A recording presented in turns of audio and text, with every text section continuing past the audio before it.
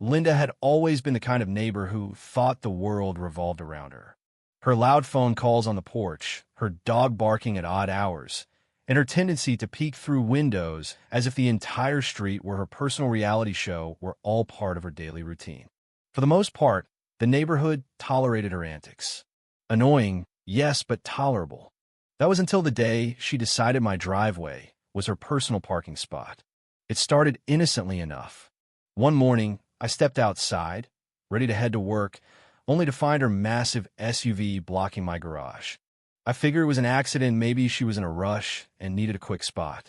So I let it slide. But then it happened again, and again. Each time, her vehicle was parked squarely in my driveway, as if she owned the place. I tried the polite approach first. I left a note on her windshield. "Hey Linda, please don't park here. This is private property." The next morning, I found the note crumpled up on my lawn, her SUV still sitting in the exact same spot. Annoyed, I decided to confront her directly. When she opened the door, she gave me that fake, stretched smile she always used when she wanted to sound friendly, but couldn't hide her condescension. "Oh, come on," she said, while VYing a dismissive hand. "You have such a big driveway. What's the big deal?" "The big deal," I replied, trying to keep my voice steady, "is that it's mine."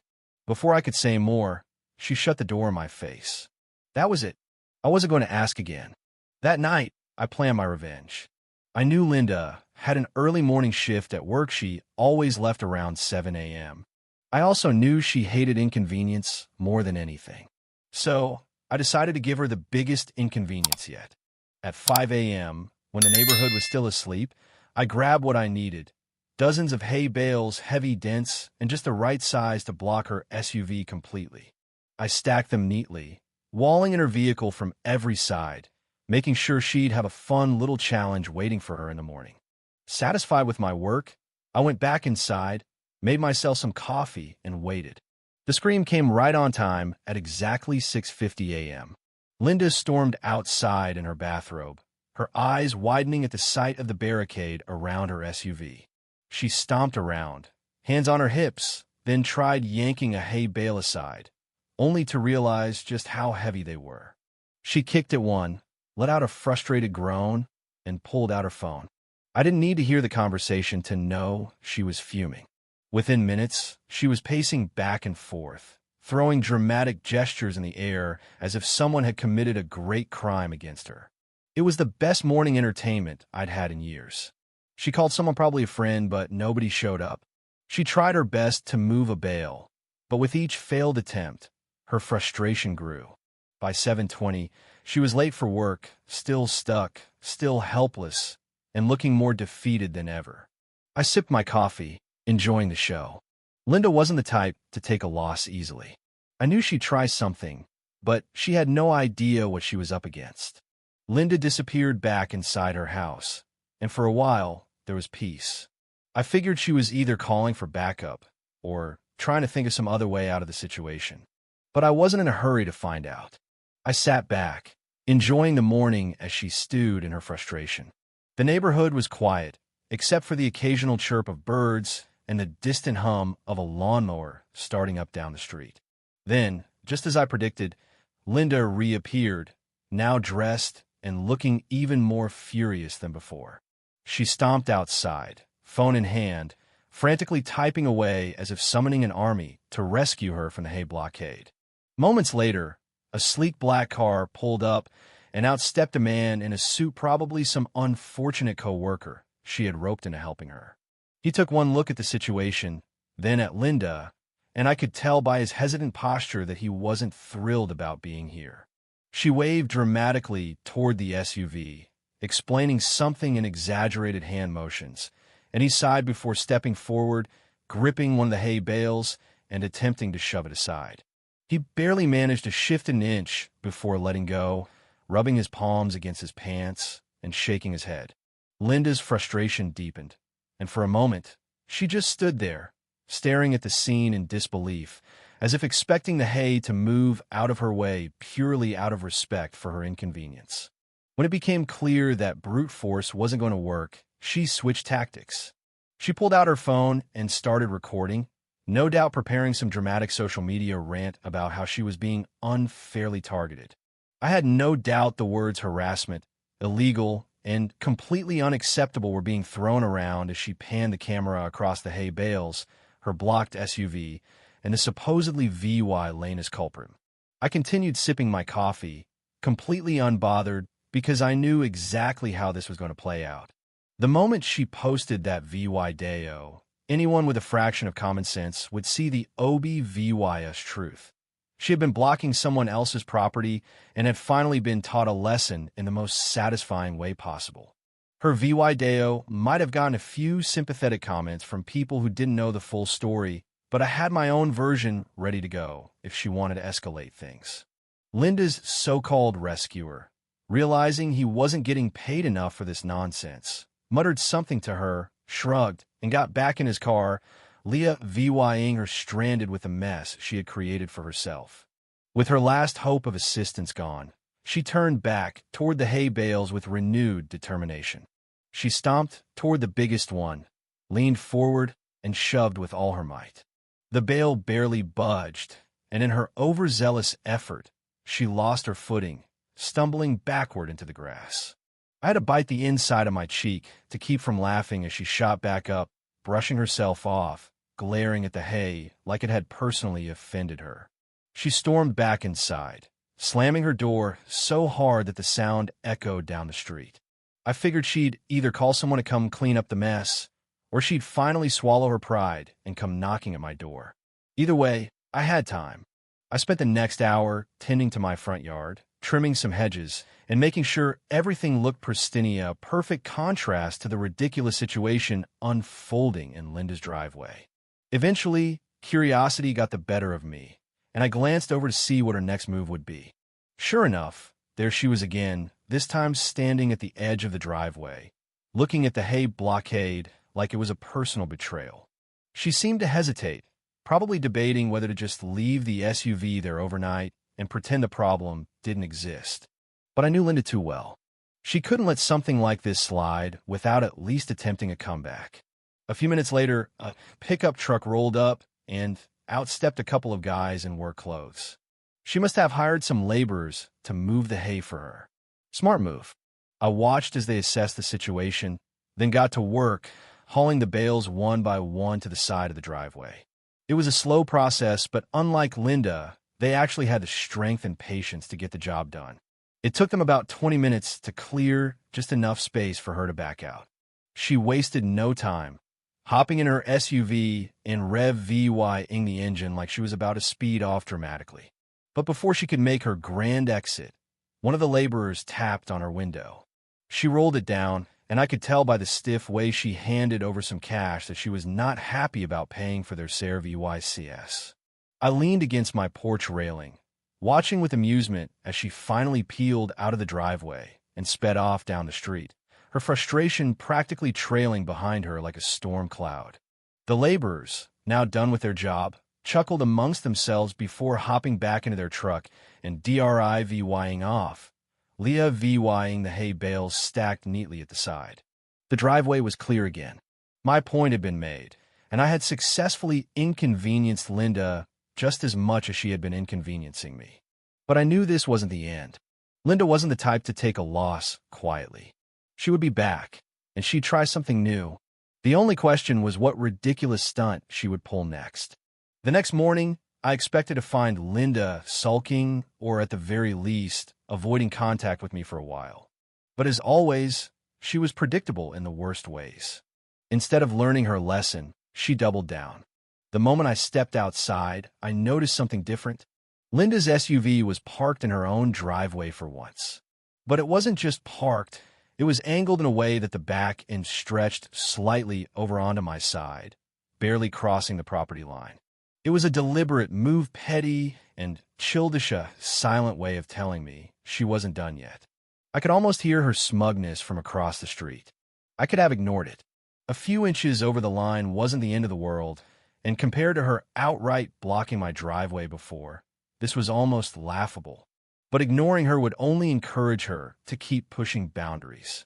And if I had learned one thing about Linda, it was that she never stopped until she was forced to. So I decided it was time for round two. If she wanted to play stupid games, she was going to win stupid prizes.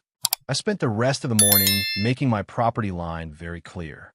I dragged out some old gardening stakes and ran a string across the boundary, marking it out as VY Sibley as possible.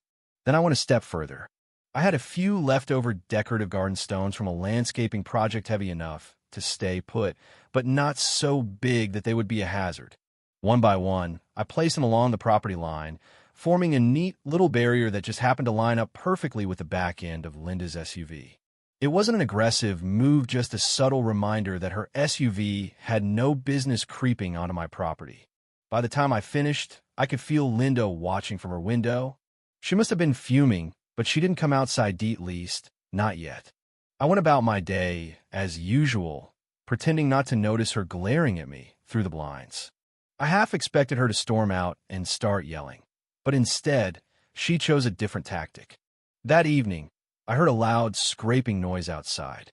While I looked out the window, there she was, dragging her garbage bins right up against the new stone boundary, practically wedging them between the rocks and the edge of her driveway. It was the most ridiculous move, yet her way of trying to claim that she had just as much right to that space as I did. I wasn't about to let her turn this into some passive-aggressive standoff that went on forever. So I waited until she went inside, then went out and carefully adjusted my stones, pushing them just an inch closer onto my side. It was such a tiny change that most people wouldn't have noticed, but I knew Linda would. The next morning, sure enough, the bins had been nudged back even closer to the line. This game of inches went on for 3 days. Every night, I moved the stones ever so slightly, and every morning, Linda adjusted her bins. Neither of us spoke a word about it, but the silent battle raged on. Then, she made a mistake. In her desperation to win whatever imaginary war she thought we were fighting, she must have gotten careless. One morning, I stepped outside to find that she had overdone it. Instead of just nudging her bins up against the rocks, she had actually pushed them onto my side of the property, knocking over one of my carefully placed stones in the process. It was all the proof I needed. Without hesitation, I snapped a few photos as EVY Denke, making sure to get clear angles showing the bins on my property. Then I made a quick call to the Homeowners Association. Linda had always assumed she could get away with anything because she had a habit of selectively ignoring the rules that didn't suit her. But she had forgotten that she wasn't the only one who could play the complaint game. The HOA wasn't exactly known for being lenient, and they were especially strict about property boundaries and disputes. I sent over the photos, along with a formal complaint about her repeated encroachments onto my land, and then I waited. The response was quicker than I expected. That very afternoon, a representative from the HOA arrived, clipboard in hand, and knocked on Linda's door. I watched from my porch as she opened it, her expression instantly shifting from confident to defensive as the conversation unfolded. The representative gestured toward the bins, then pointed at the property line, clearly explaining the violation. Linda argued, flailed her arms, and even tried to turn the blame onto me, but the EVY Denke was clear. She was given a formal warning and told that any further infractions could result in fines. By the time the HOA representative left, Linda was seething. She stormed back inside, slamming the door hard enough to rattle the windows. Her bins remained exactly where they were on her Sidi, no longer daring to cross the line. The game was over, and she had lost. I let out a satisfied sigh, knowing that this was probably the last time she would try to pull anything against me. Or at least, I hoped it was. Linda wasn't the type to take a loss quietly, but with the HOA now keeping an eye on her, she had fewer options left. The neighborhood finally felt peaceful again, at least for now. But I wasn't naive. If Linda had one thing, it was persistence. And if she thought she could find another way to make my life difficult, she would try. I just had to be ready for whatever ridiculous stunt she planned next. Days passed without incident, and for a while, I thought Linda had finally learned her lesson. Her SUV remained parked in her own driveway. Her garbage bin stayed within her property line, and she no longer went out of her way to make my life difficult. It was almost too good to be true, and deep down, I knew better than to believe she had truly given up. Linda wasn't the type to accept defeat, especially not in a battle she had started herself. I kept my guard up, expecting some new scheme, but nothing happened until one morning. I stepped outside and noticed something strange. The first thing I saw was a bright orange cone sitting at the edge of my driveway. Then another, and another. A total of 4 cones had been carefully placed in a straight line, effectively cutting off the end of my driveway from the street. Confused, I looked around for any sign of construction or roadwork, but there was nothing. The street was as quiet as Averno's signs. No workers, nothing that could explain why my driveway had suddenly been barricaded. Then I spotted Linda, standing by her porch with her arms crossed, watching with barely concealed satisfaction. It didn't take long to put the pieces together. This was her latest movie, a last-ditch effort to make my life inconvenient in some petty, childish way. I walked to the cones and inspected them, realizing they weren't even official. They were old, scuffed, and clearly something Linda had dug up from her garage or borrowed from someone who had no idea what she was using them for. I could have simply picked them up and moved them, but I knew that was exactly what she wanted. She was waiting for a reaction, hoping I would either confront her or get frustrated enough to escalate things. I refused to give her that satisfaction. Instead, I took out my phone, snapped a few photos, and called the city's non-emergency line to report unauthorized obstructions on a public access driveway. I didn't have to wait long. Within the hour, a city worker arrived in a small municipal truck, clipboard in hand, surveying the cones with a puzzled expression. I stood by, pretending to be just as confused as he was, while Linda remained planted on her porch, watching intently. The worker asked if I had placed the cones there, and I shook my head, explaining that I had no idea where they came from. He nodded, jotted something down, and then walked over to Linda's house. I didn't need to hear the conversation to know how it was going. Her body language said it all: arms flailing, defensive stance, repeated gestures toward my house, as if she could somehow spin the situation in her favor. The worker remained unimpressed. After a few minutes of Linda's arguing, he simply shrugged, motioned toward the cones, and informed her that unauthorized placement of traffic barriers was against city regulations. She had 2 options: remove them herself or face a citation. I could practically feel the rage radiating off of her as she begrudgingly stomped toward the cones, kicking at one in frustration before picking them up and dragging them back toward her garage. Once the city worker left, she threw one final glare in my direction before disappearing inside, slamming her door so hard that her porch light flickered. With that, I knew it was over. Linda had run out of ideas, and more importantly, she had run out of ways to get away with them. She had pushed every limit, tested every boundary, and each time, she had been shut down with consequences she hadn't anticipated. The rest of the day passed in peaceful silence, and for the first time in weeks, I felt like I could finally relax without VYing to keep an eye on my property. The next few weeks confirmed it. Linda had finally given up. She kept to herself, avoided unnecessary eye contact, and most importantly, never parked on my driveway again. It was as if she had finally realized that no matter what stunt she tried, I was always going to outmaneuver her. The battle was over, and I had won without ever VYing to raise my voice or play by her ridiculous rules. One evening, as I sat on my porch enjoying the quiet that had returned to the neighborhood, I spotted Linda stepping outside. But instead of her usual smug attitude, she looked different, tired, resigned, almost as if the fight had drained her. She didn't look in my direction, didn't try to make a scene. She just got in her SUV, backed out of her driveway, and drove off. I didn't know where she was going, and for the first time, I didn't care. Whatever Linda did from here on out was her own problem. I had my peace back, and that was all that mattered. The satisfaction of knowing she had finally accepted defeat was better than any argument I could have had with her. There was no grand confrontation, no dramatic conclusion, just silence. The kind that comes when someone finally realizes they've lost. And that, more than anything, was the perfect ending to it all.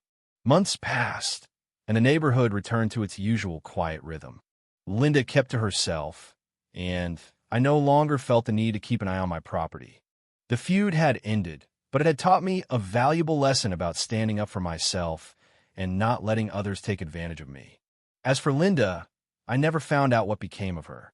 Maybe she moved away, or maybe she simply learned to coexist peacefully with her neighbors. Whatever the case, I was just glad to have my life back. And as I sat on my porch one evening, sipping a cup of coffee and watching the sun set over the quiet street, I couldn't help but smile. The battle was over, and I had emerged victorious not through anger or aggression, but through patience, strategy, and a little bit of creativity. Sometimes, the best way to win a war is to outsmart your opponent, and that's exactly what I had done. This expanded version of the story adds new layers of conflict, character development, and tension, while staying true to the original premise. It explores the psychological aspects of the feud, the strategies employed by both parties, and the eventual resolution, making for a more engaging and satisfying read. Certainly, let's continue the story and bring it to a satisfying conclusion. We'll delve deeper into the aftermath of the feud, explore Linda's perspective, and tie up loose ends to create a well-rounded ending. Here's the continuation and conclusion of the story. The weeks following the cone incident were eerily quiet. Linda no longer parked in my driveway. Her garbage bin stayed firmly on her side of the property line, and she avoided any direct interaction with me. It was as if she had finally accepted defeat, but I knew better than to let my guard down completely. Linda wasn't the type to give up without a fight, and I couldn't shake the feeling that she was biding her time, waiting for the perfect moment to strike back. One afternoon, as I was tending to my garden, I noticed Linda's SUV pulling into her driveway. She stepped out, carrying a large box, and hurried inside without so much as a glance in my direction. It was unusual or for her. Linda was never one to shy away from making a scene. Curiosity got the better of me, and I found myself wondering what she was up to. A few days later, I got my answer. I was out for my morning jog when I noticed a for sale sign planted firmly in Linda's front yard. My heart skipped a beat. Was she really moving? It seemed too good to be true. I slowed my pace, staring at the sign as if it might disappear if I looked away. The thought of Linda vying the neighborhood filled me with a strange mix of relief and unease. On one hand, I would finally be free of her constant antics. On the other hand, I couldn't help but wonder what had driven her to this decision. As I jogged past her house, I caught a glimpse of her through the window. She was sitting at her kitchen table, her head in her hands. For the first time, I saw a different side of Linda, not the loud, obnoxious neighbor I'd come to know, but a woman who looked tired, defeated, and perhaps even a little lost. It was a stark contrast to the confident, smug persona she usually projected. I hesitated for a moment, torn between my lingering resentment and a strange sense of empathy. But before I could decide whether to approach her, she looked up and caught my eye. Her expression hardened, and she quickly turned away, disappearing from VYEW. A week later, I was unloading groceries from my car when I heard footsteps behind me. I turned to see Linda standing there, her arms crossed and her expression unreadable. My first instinct was to brace myself for another confrontation, but something about her demeanor told me this wasn't going to be one of her usual tirades. "Can we talk?" she asked, her voice quieter than I'd ever heard it. I hesitated, unsure of what to expect. "Sure," I said cautiously, setting the grocery bags down on the porch. Linda took a deep breath, as if steeling herself for what she was about to say. "Look, I know we've had our differences," she began, her tone surprisingly measured. "And I know I haven't always been the easiest person to live next to, but I wanted to let you know that I'm moving. The house is sold, and I'll be gone by the end of the month." I blinked, caught off guard by her candor. "I saw the sign," I said, unsure of how to respond. "I didn't think you'd actually go through with it." Linda shrugged, her gaze dropping to the ground. "It's time for a change," she said quietly. "I've been thinking a lot lately, and I realize that maybe I've been difficult. I don't know. I guess I just wanted to say that I'm sorry for everything." Her apology took me by surprise. Linda had never been one to admit fault, let alone apologize. For a moment, I didn't know how to respond. The years of frustration and resentment I had built up toward her seemed to waver in the face of her unexpected vulnerability. "Thank you for saying that," I said finally, choosing my words carefully. "I appreciate it." Linda nodded, her expression softening slightly. "I know I haven't been the best neighbor," she continued. "And I know I made your life harder than it needed to be. I guess I just wanted to leave things on a better note." There was a sincerity in her voice that I hadn't heard before, and it made me see her in a different light. For all her flaws, Linda was still human, and like everyone else, she had her own struggles and insecurities. Maybe her loud phone calls and intrusive behavior were just her way of coping with something deeper. "I hope things work out for you," I said, meaning it. "Where are you moving to?" "Out of state," she replied. "I've got family there, and I think it's time for a fresh start." I nodded, feeling a strange sense of closure. "Well, I wish you the best." Linda gave me a small, tentative smile. "Thanks. And for what it's worth, I hope you find a better neighbor than me." With that, she turned and walked back to her house, leaving me standing on the porch with a mix of emotions I hadn't expected to feel. Linda moved out at the end of the month, just as she had said. The house sat empty for a few weeks before a moving truck pulled into the driveway, signaling the arrival of the new neighbor. I watched from my window as a young couple stepped out of the truck, their faces filled with excitement and anticipation. They looked friendly and approachable, a stark contrast to Linda's abrasive personality. Over the next few days, I introduced myself and helped them settle in. They were warm and welcoming, and it didn't take long for us to establish a good rapport. It was refreshing to have a neighbor who respected boundaries and valued mutual respect. As I sat on my porch one evening, watching the sun set over the quiet street, I couldn't help but reflect on everything that had happened. The feud with Linda had been exhausting, but it had also taught me valuable lessons about patience, resilience, and the importance of standing up for myself. In the end, I had emerged stronger and more confident, ready to face whatever challenges life threw my way. The neighborhood felt peaceful again, and for the first time in a long time, I felt truly at ease. The battle with Linda was over, and I had won not just the fight, but also the peace of mind that came with knowing I had handled the situation with integrity and grace. Months later, I received a postcard in the mail. It was from Linda. The front featured a picturesque mountain landscape, and on the back, she had written a short note. "Hey, just wanted to let you know I'm doing well. The move was the best decision I've made in a long time. Thanks for being the neighbor who finally made me take a hard look at myself. Wishing you all the best. Linda." I smiled as I read her words, feeling a sense of closure I hadn't realized I needed. Linda had found a fresh start, and so had I. The feud was behind us, and the future looked brighter than ever. As I placed the postcard on my fridge, I couldn't help but feel grateful for the journey. It had been messy, frustrating, and at times downright absurd, but it had also been a reminder of the resilience of the human spirit. Sometimes, the hardest battles lead to the most rewarding stories. And as I sat on my porch that evening, sipping a cup of coffee and watching the stars twinkle above, I knew that whatever challenges lay ahead, I was ready to face them with patience, strategy, and a little bit of creativity. If you were the one in this story, how would you react? Would you stand up and fight back, or accept the unreasonable pressure and control from the HOA? Share your thoughts in the comments below. And don't forget to subscribe, like, and share this video with more people.